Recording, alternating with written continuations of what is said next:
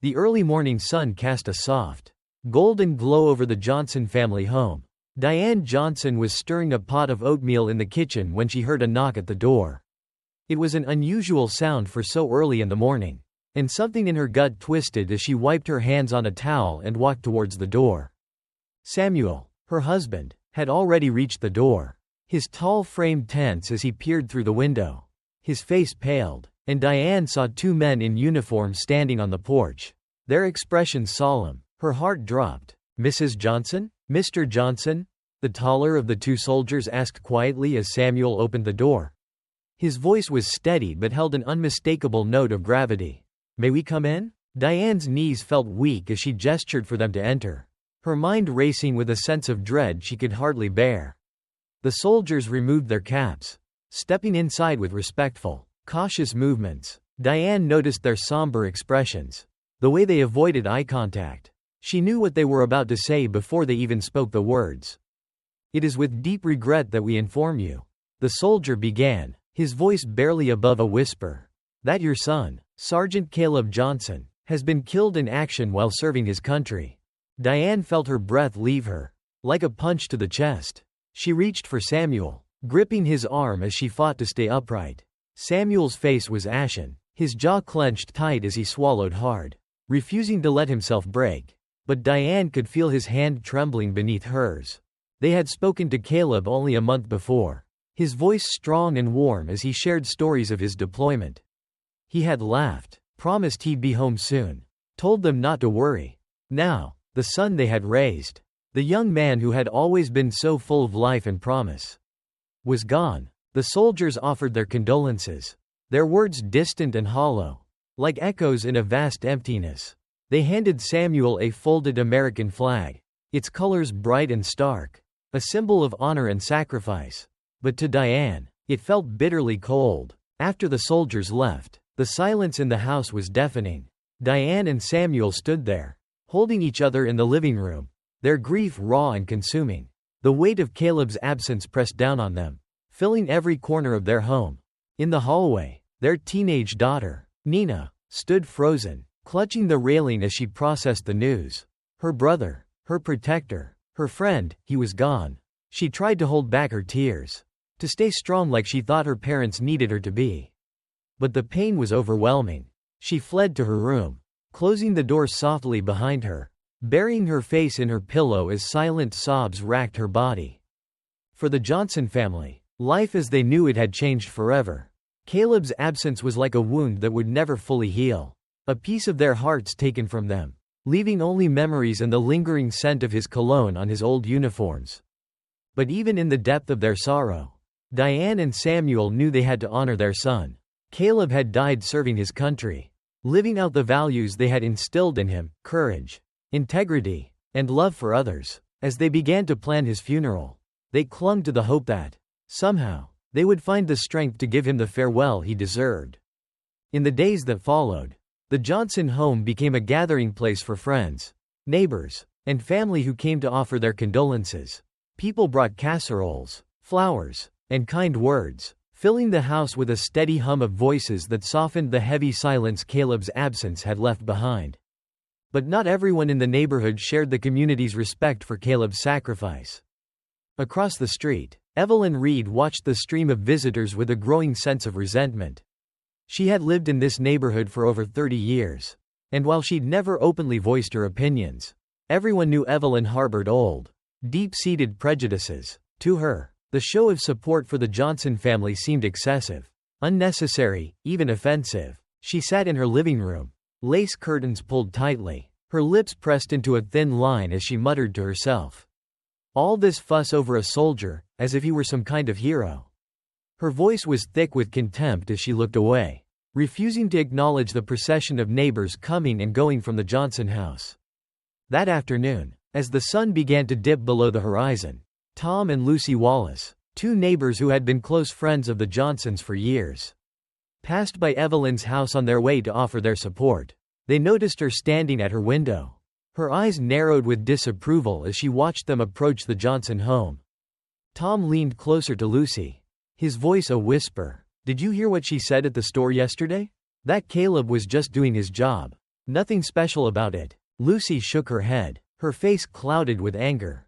I did. She called all the lowered flags unnecessary fanfare. Said it was all just for show. I knew she had her opinions. But to speak about a fallen soldier like that, it's despicable. As they approached the Johnsons' front door, they shared a look of shared resolve. They knocked gently, and Diane opened the door, her eyes tired but grateful for the company. Lucy embraced her, offering a quiet word of comfort, while Tom handed Samuel a freshly baked pie, a small but sincere gesture of support. Inside, the house was filled with neighbors sharing stories about Caleb, recalling his kindness, his laughter, and the way he had always been there to lend a hand. The stories brought both laughter and tears, helping the family feel a little less alone in their grief. But later that evening, after most of the visitors had gone, Diane sat by the window, her gaze drifting across the street to Evelyn's house. She had caught glimpses of Evelyn peering through the curtains all day, her expression sour and judging, even in the face of their sorrow. Diane sighed, her heart heavy. She had always known Evelyn to be difficult, but this felt different, cruel, even, as much as she tried to focus on the love and support surrounding them.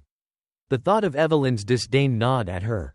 Caleb had given his life for his country, for people of every background, including those like Evelyn. It felt like a slap in the face. Samuel joined her by the window, placing a comforting hand on her shoulder. She's not worth it, Diane, he murmured, sensing the source of her frustration. There will always be people like her, people who refuse to see beyond their own hate. Diane looked up at him, her eyes filled with quiet determination. I know, Sam, but it's hard, isn't it? Caleb gave everything for this country. He deserves better than this.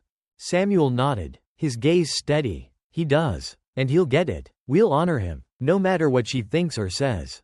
Caleb's legacy isn't hers to tarnish. The following day, they received a call from Caleb's military liaison, offering to arrange an honor guard for the funeral. Samuel immediately accepted, wanting every possible tribute for his son. As they finalized the plans, they found a measure of peace in knowing Caleb would be laid to rest with the full respect he had earned. In the days leading up to the funeral, the tension between the Johnsons and Evelyn grew, though nothing was said directly. The community was abuzz with whispered conversations, neighbors quietly choosing sides. Some felt that Evelyn's words had crossed an unforgivable line, while a handful of others sympathized with her, silently sharing her views but lacking the courage to voice them aloud. By the time the morning of the funeral arrived, the air in the neighborhood was thick with anticipation, as if the entire town sensed that something significant was about to unfold. The morning of the funeral dawned gray and solemn, matching the heaviness that had settled over the Johnson home. Diane was up early, carefully arranging Caleb's photos in the living room, each picture capturing a moment of his life: his high school graduation, his military training, a candid shot of him laughing with his sister Nina. She paused, her hand resting on a photo of Caleb in his military uniform, medals gleaming on his chest. He looked so proud, so full of life. Her heart ached as she adjusted the frame, willing herself to hold back the tears. Nina came down the stairs, dressed in a simple black dress, her face pale and drawn. She looked at her mother, her eyes full of unspoken questions and pain. "Mom, are we going to be okay today?" she asked softly. Diane reached for her daughter, pulling her into a hug. "We're going to get through this together. Nina, we'll honor your brother the way he deserves." Outside, friends, family, and community members had begun to gather, offering quiet words of comfort as they filed into the Johnsons' home. There was a sense of solidarity, as if everyone was collectively bracing for the difficult day ahead. Across the street, Evelyn Reed stood by her window, her arms folded as she watched the crowd, her lips twisted in disdain as she noticed the rows of cars lining the street, each one a testament to the support pouring in for the Johnson family. She muttered to herself, barely able to contain her frustration. All this for one soldier. It's excessive, embarrassing, even, she grumbled, adjusting her lace curtains with a scowl. Meanwhile, a few neighbors walking past her house had overheard her muttering and exchanged looks of disapproval. Tom and Lucy Wallace were among them, and as they neared the Johnson home, they shared a look of quiet anger. "I'm worried she'll do something today, Tom," Lucy whispered, glancing back at Evelyn's house. You know how she gets when she thinks she's being righteous about something. If she tries anything, she'll have us, and the whole town, to answer to." Tom replied firmly, "The Johnsons don't deserve that. Not today." Inside the Johnson home, Samuel was in the dining room, meticulously preparing Caleb's dress uniform for display. His hands trembled slightly as he adjusted each crease, making sure the uniform was perfect. It was his way of honoring Caleb, of showing the pride he held for his son. Diane approached him, her hand resting gently on his shoulder. "He'd be so proud, Sam," she murmured, her voice thick with emotion. Samuel nodded, swallowing hard. "I know he would. He died a hero. Diane, he deserves every honor we can give him." The funeral procession was scheduled to leave for the church in an hour, and as the crowd grew, so did the tension. Evelyn had retreated from her window but was still watching, her judgmental gaze hidden from view. Word of her recent comments had spread, and many of the guests muttered among themselves, casting wary glances toward her house. Just as the Johnson family was about to leave, Nina paused in the hallway, glancing toward her brother's room. The door was ajar, revealing the carefully maintained order he had always kept. She walked in, her fingers trailing along the shelves lined with Caleb's high school trophies and his collection of model airplanes. She stopped by his desk, where a stack of letters he had written home during his service lay neatly bound with a rubber band. Next to the letters, his medals were displayed, each one a symbol of his bravery and sacrifice. Her fingers brushed over the medals, her heart swelling with a mixture of pride and sorrow. A soft voice interrupted her thoughts. "Nina, it's time to go." She turned to see her mother standing in the doorway, her eyes filled with both strength and sadness. Nina nodded, taking one last look around Caleb's room before following her mother out. As they stepped outside, they were greeted by a respectful silence from the crowd that had gathered. Friends and neighbors offered quiet words of condolence, their faces marked by sorrow and sympathy. The support of the community, though bittersweet, gave the Johnsons a sense of strength, reminding them that they were not alone in their grief. But just as they were about to step into the limousine, a voice rang out from across the street, breaking the solemn silence. "Ridiculous. All this fuss for one soldier." Evelyn sneered, loud enough for the gathering to hear. Her voice was laced with disdain, each word dripping with contempt. Acting like he was some kind of saint, just because he wore a uniform. Just another soldier who couldn't dodge a bullet. A collective gasp rippled through the crowd, and several people turned, their faces a mixture of shock and outrage. Maya Thompson, a family friend, glared at Evelyn, her face flushed with anger. Tom Wallace stepped forward, his voice sharp and unwavering. "How dare you speak like that today? Evelyn, this isn't the time or place." Evelyn merely crossed her arms, her expression defiant. "I'm entitled to my opinion, aren't I? Just because he wore a uniform doesn't make him a hero. People like me have every right to speak our minds." Nina's fists clenched at her sides, her body trembling with barely contained rage. She took a step forward, but her father's hand on her shoulder stopped her. She looked up at him, her eyes blazing. "Let it go, Nina," Samuel said quietly, his voice steady but firm. "Caleb wouldn't want us to respond in anger." "But, Dad," Nina's voice cracked, tears pooling in her eyes. "I know, sweetheart, but we're here to honor your brother, not to let hate distract us from his memory." Evelyn's scowl deepened, but as she took in the crowd's disapproving stares, she hesitated, her defiance faltering for a brief moment. She retreated back into her house, slamming the door shut, leaving an uncomfortable silence in her wake. Samuel guided Nina into the car, followed by Diane, who cast a final, sorrowful glance at Evelyn's house.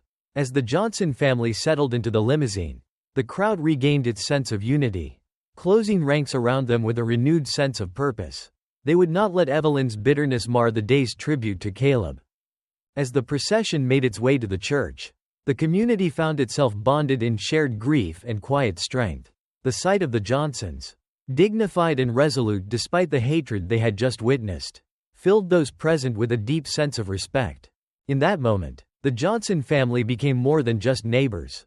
They became symbols of resilience and grace, embodying the courage and dignity Caleb had lived by. The old brick walls of St. Mark's Church had borne witness to countless ceremonies over the years. But today, the air inside was particularly heavy with sorrow and respect. Sunlight filtered through the stained glass windows, casting colorful reflections on the faces of the mourners as they filled the pews. Outside, the American flag hung at half-mast, fluttering gently in the autumn breeze. The Johnson family entered the church to hushed silence, a wave of somber reverence moving through the crowd. Diane clutched Samuel's arm, her face a mask of composed grief, while Nina walked just behind them, her hands tightly clasped around a folded handkerchief. All eyes followed them as they took their seats in the front row, close to the casket draped in the American flag. At the front of the church, Reverend Lewis, a tall, silver-haired man with a steady voice, welcomed the congregation. He began the service with a quiet prayer, his words resonating in the stillness. "We gather today to honor Sergeant Caleb Johnson," he said, his voice echoing softly in the quiet sanctuary. "A son, a brother, and a friend who gave his life in service to others. Caleb was more than a soldier, he was a light in this world. A young man filled with courage, kindness, and a deep sense of duty." As the Reverend spoke, several mourners bowed their heads, and soft sniffles could be heard throughout the room. The Johnsons sat close together, finding strength in their unity as they absorbed each word, letting the weight of their grief settle into something steadier. When the Reverend invited Caleb's father to speak, Samuel rose slowly, his tall frame momentarily unsteady. He took a deep breath, then approached the pulpit, his gaze sweeping over the familiar faces in the crowd. He felt a deep responsibility to honor his son, to help everyone understand the depth of Caleb's courage and the sacrifice he had made.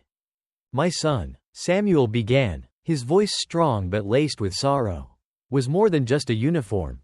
Caleb was a light in our lives, a son who stood up for what he believed in, a brother who protected his family, a friend who showed up when others wouldn't." He paused, gathering his composure, and glanced at Nina, who looked up at him with tears in her eyes. "When Caleb was young," Samuel continued, his voice softening, "he came home one day with a black eye. When I asked him what had happened, he told me that he'd stood up for a kid at school who was being bullied. He said, 'Someone has to stand up. Dad, someone has to be brave.'" Samuel's voice cracked slightly, but he pressed on, his gaze unwavering. "That's who he was, a protector. Someone who wouldn't stand by and let others suffer." He paused again, the weight of his words settling over the congregation. "And that's how he lived his life, even in the face of danger." Caleb believed in the dignity of every person, no matter their background or beliefs.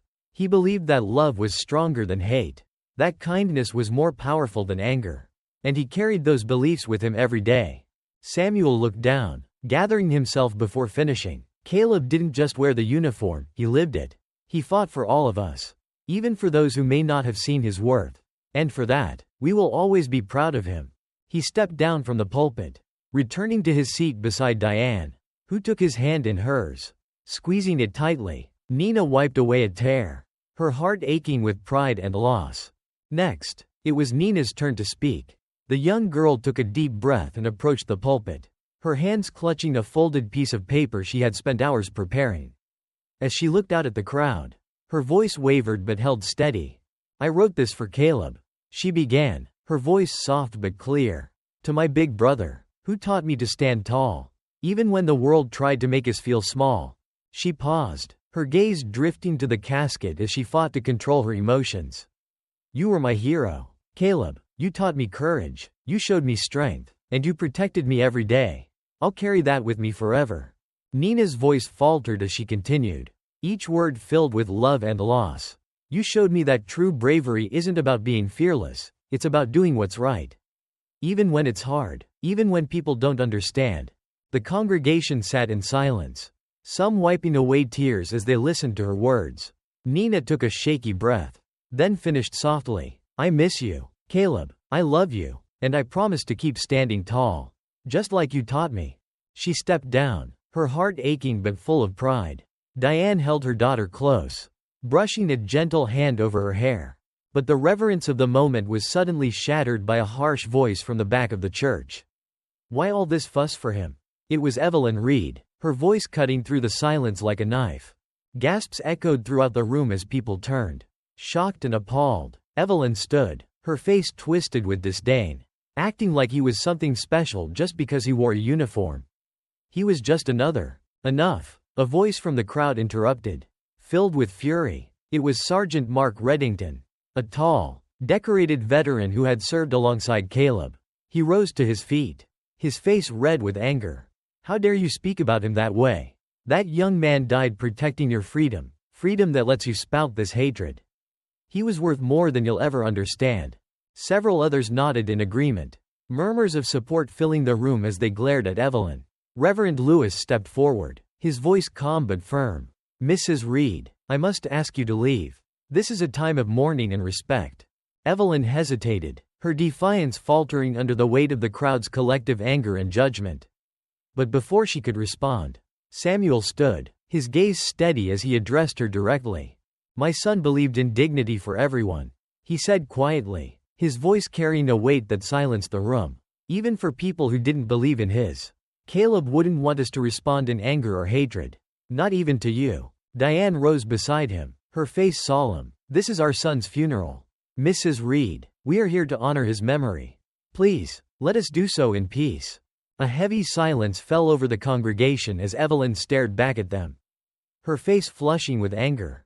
But as she looked around, she realized she was alone, a single figure standing against the strength and unity of the community. She muttered something under her breath, then turned and left, the door closing behind her with a heavy finality. The tension in the room eased as the Johnsons returned to their seats. Reverend Lewis nodded to Samuel and Diane, then continued the service, his voice filled with compassion and strength.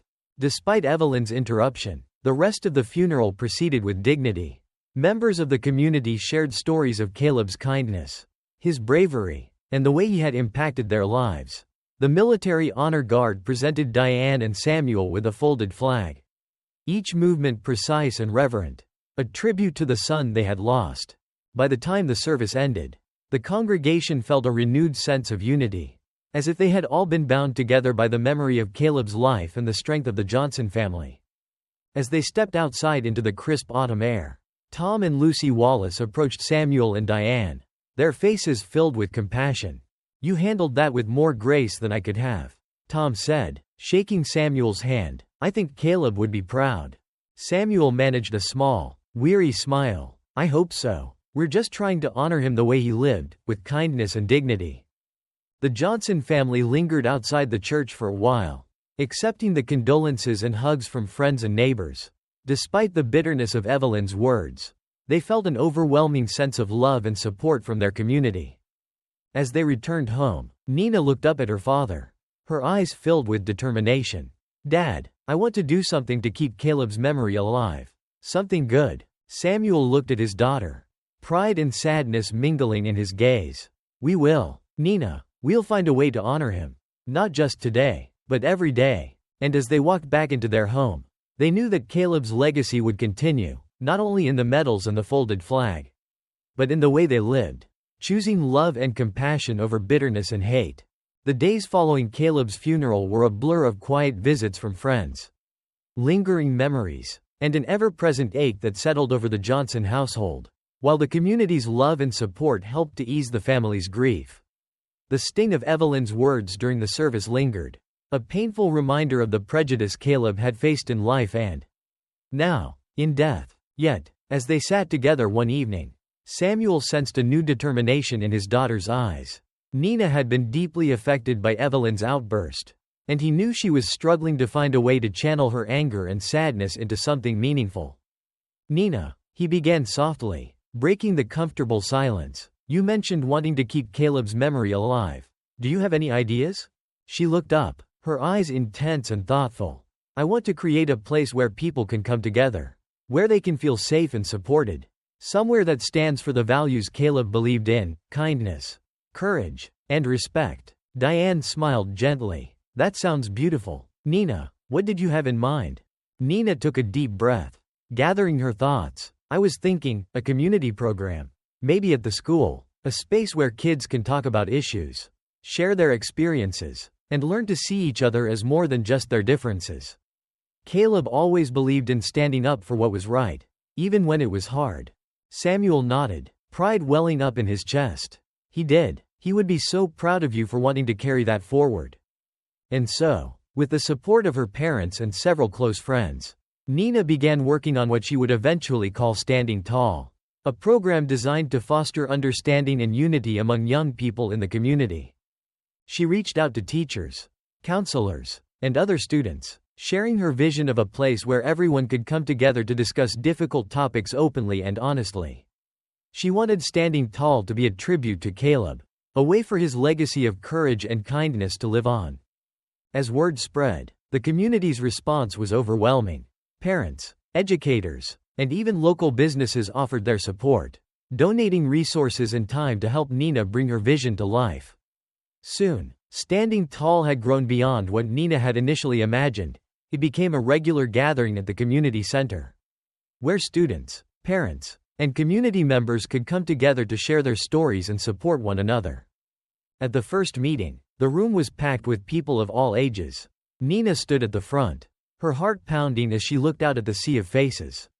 Taking a deep breath, she began to speak. "My brother Caleb believed that courage wasn't about being fearless," she said, her voice steady and filled with conviction. "He taught me that true bravery is about doing what's right, even when it's hard, even when others don't understand. That's why I wanted to create Standing Tall, a place where we can come together to talk about things that matter, to stand up for each other, and to make our community a little kinder, a little stronger." As Nina spoke, she felt a sense of calm wash over her. The faces in the crowd softened, and people nodded in agreement, their expressions a mixture of empathy and encouragement. This was the start of something important, something that would honor Caleb's legacy in a way that went beyond any single moment. After the meeting, several attendees approached Nina, sharing their stories and thanking her for creating such a meaningful space. Many expressed their own struggles with prejudice and grief, their voices carrying the weight of shared experiences. One of them was Maya Thompson, a young woman who had once been Caleb's classmate. "Caleb helped me once, when I was going through a tough time," Maya said, her voice filled with gratitude. "He didn't have to, but he did. He was like that, always looking out for others. I think he would love what you're doing here." Nina smiled, her heart swelling with pride and sadness. "Thank you, Maya. I hope this program can help others the way he helped you." As Standing Tall grew, so did its impact. The community began to heal, and the program became a beacon of hope for those who had felt marginalized or misunderstood. Nina's efforts sparked conversations that reached beyond the community center, bringing people together in ways they hadn't anticipated. But as Standing Tall flourished, Evelyn's resentment festered. She became increasingly isolated, her bitterness growing as the community rallied around the Johnsons and embraced Nina's message. Her words during the funeral had left her shunned by neighbors and friends alike, and the coldness she had shown the Johnson family had begun to weigh on her. Evelyn was no longer greeted with friendly nods on the street, and even her bridge club had quietly suggested she take a break from attending. Alone in her home, she found herself questioning the values she had clung to for so long. The world around her was changing, and she felt left behind, abandoned by the very people she had once considered allies. One evening, as Evelyn sat alone in her living room, she glanced at the photographs on her mantel, images of her late husband, who had served in the military, and her children, now grown and distant. A pang of guilt twisted in her chest as she realized how her own prejudice had driven her into isolation. For the first time, she wondered what Caleb Johnson had truly been like, beyond the uniform and beyond her assumptions. She thought of the Johnsons across the street, their dignity and strength in the face of her hatred. She remembered the look in Nina's eyes at the funeral, the pain and anger, and something else she hadn't recognized before, a strength that seemed to shine in spite of everything. Evelyn's mind returned to the Standing Tall program, and she felt a faint, uncomfortable stirring of regret. Could she have been wrong? Had she allowed her prejudice to cloud her judgment, to blind her to the reality of Caleb's sacrifice and the Johnson family's goodness? The weight of her actions pressed down on her, filling her with a heavy, unfamiliar sadness. She knew that the path she had chosen had led her to this moment of isolation. And for the first time, she felt a glimmer of remorse. Several weeks later, Evelyn stood at her window, watching as members of the community gathered at the Johnsons' home for a memorial garden dedication in Caleb's honor. The Johnsons, along with volunteers from Standing Tall, had worked tirelessly to create a garden in the local park. A place where the community could come to remember Caleb and reflect on the values he had stood for. The garden was beautiful, with flowering plants, a small fountain, and a stone path lined with messages of hope and kindness, many of them painted by the children who attended Standing Tall. At the center of the garden stood a plaque with Caleb's name, inscribed with the words, "In honor of a life lived with courage, kindness, and compassion." Evelyn watched as people filed into the garden, their faces somber yet hopeful. She felt a pang of longing as she saw familiar faces among the crowd, neighbors she had once considered friends, now standing together in a spirit of unity and love. Unable to ignore the ache in her chest, Evelyn slowly left her house and made her way to the park. She stood at a distance, her gaze fixed on the Johnson family as they took their place by the plaque. Samuel and Diane held hands, their expressions a mixture of pride and sorrow, while Nina looked out at the crowd, her face filled with quiet determination. As the ceremony began, Evelyn felt a sense of shame wash over her. She had been so blinded by her own prejudice that she had failed to see the truth of Caleb's sacrifice and the strength of the family he had left behind. She knew she could never undo the hurt she had caused, but perhaps, in some small way, she could begin to make amends. Taking a deep breath, Evelyn stepped forward, her heart pounding as she approached the Johnson family. People in the crowd turned to look at her, surprise and suspicion etched on their faces. Samuel met her gaze, his expression unreadable but calm. She hesitated, her voice barely above a whisper. "Mr. Johnson," she began, her voice trembling, I came to apologize. I know my words at the funeral were cruel. And I know I can never take them back. I don't expect forgiveness, but I wanted you to know that I'm sorry." There was a long, tense silence as Samuel looked at her, his eyes thoughtful. Diane took his hand, her own expression softened by a quiet sadness. Finally, Samuel spoke, his voice steady but firm. "Thank you for your words, Mrs. Reed, but forgiveness isn't about forgetting. My son's memory lives on in this community, in the love and compassion he left behind. It's up to you to decide whether you want to be a part of that." Evelyn nodded, her heart heavy with the weight of her own actions. She stepped back, her gaze lingering on the plaque that bore Caleb's name, a testament to a life that had touched so many. As the ceremony concluded, Evelyn found herself alone once more, standing on the edge of a gathering that had no place for her hatred. Yet, in that moment, she felt a faint spark of hope, a chance to change, to make amends, and to find a new way forward. As she walked back to her house, Evelyn knew the journey toward redemption would be long and difficult, but for the first time, she was willing to take it. Inspired by the courage and kindness she had witnessed in the Johnson family and their unwavering commitment to a legacy of love over hatred. And as the sun set over the garden, casting a warm glow over the park, Evelyn realized that perhaps, just perhaps, it was never too late to stand tall. In the months following the dedication of Caleb's memorial garden, life in the small town settled into a rhythm marked by healing and growth. The Standing Tall program continued to thrive, becoming a cornerstone of the community and drawing participants from neighboring towns. Nina poured her heart into the project, finding solace in the friendships and understanding that blossomed within the program's walls. Meanwhile, the Johnson family worked through their grief with grace and resilience, honoring Caleb's memory by embodying the values he had lived by.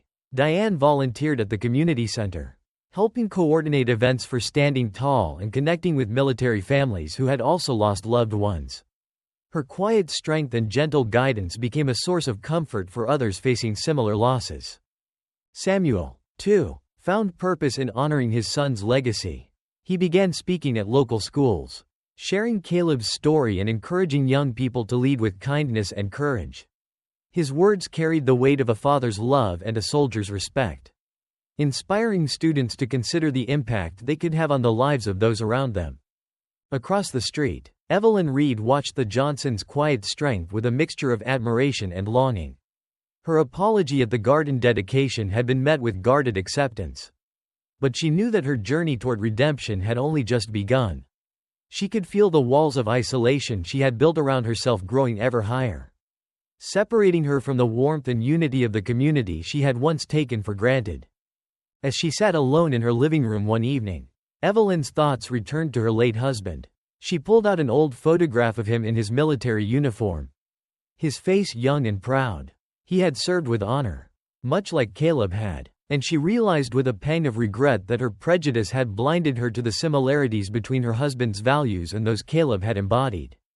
Feeling a surge of determination, Evelyn decided it was time to act, to take tangible steps toward healing the wounds she had inflicted. She stood, picking up the phone and dialing the number for the community center. After a few rings, Diane answered, her voice kind but cautious. "Hello, Diane, it's Evelyn," she began, her voice wavering slightly. "I wanted to ask if there's a way I could help with the Standing Tall program. I know it's a lot to ask, and I understand if you'd rather I stay away. But I want to make things right." There was a pause on the other end, and Evelyn held her breath, fearing Diane's response. Finally, Diane spoke, her voice measured and calm. "Mrs. Reed, it takes courage to admit when we've been wrong. I appreciate you reaching out, and I think that perhaps, over time, there could be a way for you to help. But it will take patience, and it will take genuine commitment. This program means a great deal to us and to everyone involved." Evelyn nodded, even though Diane couldn't see her.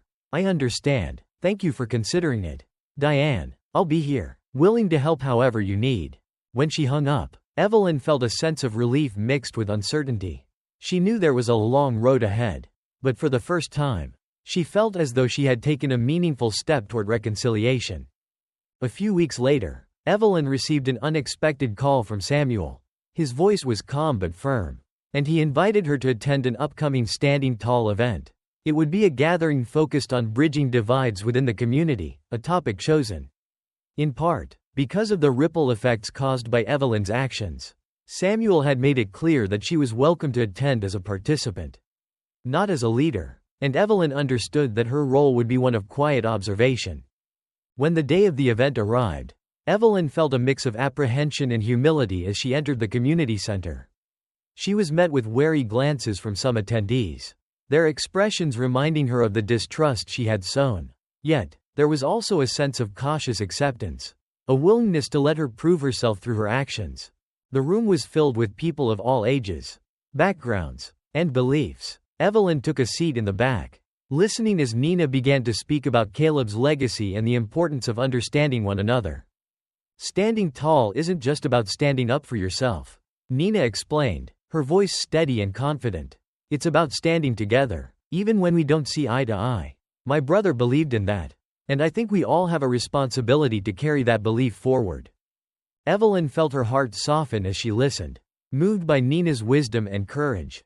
For the first time, she saw Nina not just as Caleb's grieving sister, but as a young leader, a girl who had found her voice in the face of adversity.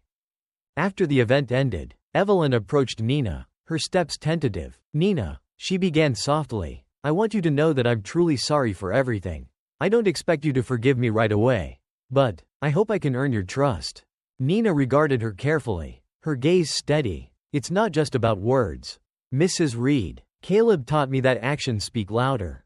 If you're really sorry, show it." Evelyn nodded, accepting the challenge. She knew that her journey toward forgiveness would require more than apologies. It would demand a fundamental shift in how she treated others, a change that she would need to live out daily. Over time, Evelyn became a regular participant at Standing Tall, attending each session with a quiet humility. She listened to the stories of others, many of whom had experienced prejudice and exclusion. And gradually, she began to understand the pain she had caused. She took small steps to build relationships, volunteering behind the scenes and helping with setup and cleanup. Slowly, the community began to see her genuine efforts to change. One evening, as she was helping clean up after an event, Nina approached her with a thoughtful expression. "You've been coming to Standing Tall for months now," she said, her voice calm. "Why?" Evelyn set down the stack of chairs she was holding, taking a deep breath before replying.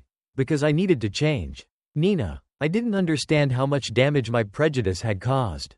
But watching your family, seeing your strength, it made me realize how wrong I was."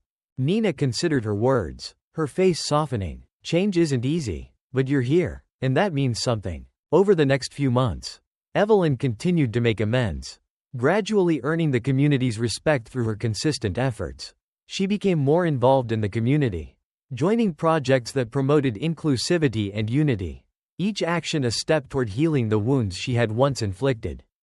By the time the first anniversary of Caleb's death approached, the Johnson family had grown to accept Evelyn's presence at Standing Tall. Though the pain of her initial actions remained, they had witnessed her genuine commitment to change, and they found themselves extending a cautious but meaningful sense of forgiveness. The anniversary of Caleb's passing was marked by a town-wide celebration of his life, with Standing Tall organizing a day of community service in his honor. People of all ages gathered to clean up parks, plant trees, and support local charities, embodying the spirit of kindness and courage that Caleb had lived by. At the end of the day, Evelyn joined the Johnsons at Caleb's memorial garden, where she placed a single white rose by his plaque. She turned to Samuel, her voice filled with emotion. "Thank you for giving me the chance to change. I know I'll never fully make up for what I did, but I'm grateful to be a part of this community, to have the opportunity to live differently." Samuel nodded, his expression softened by the journey they had shared. Redemption is a lifelong process, Evelyn, but Caleb believed in the power of change, and so do we. As the sun set over the garden, Evelyn felt a quiet sense of peace settle within her. She knew she could never undo the harm she had caused, but she had found a way to honor Caleb's legacy by choosing a path of understanding and compassion. And as the community gathered around the memorial garden, sharing stories of Caleb's kindness and bravery, Evelyn understood that she, too, had become part of Caleb's legacy, a legacy of love, forgiveness, and the belief that, even in the darkest moments, people could find the strength to change. In the months and years that followed, Standing Tall continued to grow, becoming a symbol of unity and resilience. The Johnsons remained at the heart of the community, their lives touched by the healing power of forgiveness and the enduring memory of their beloved son. And through it all, Caleb's spirit lived on, a quiet but powerful reminder that the most meaningful victories are those won in the human heart, where love has the power to overcome even the deepest wounds of hatred.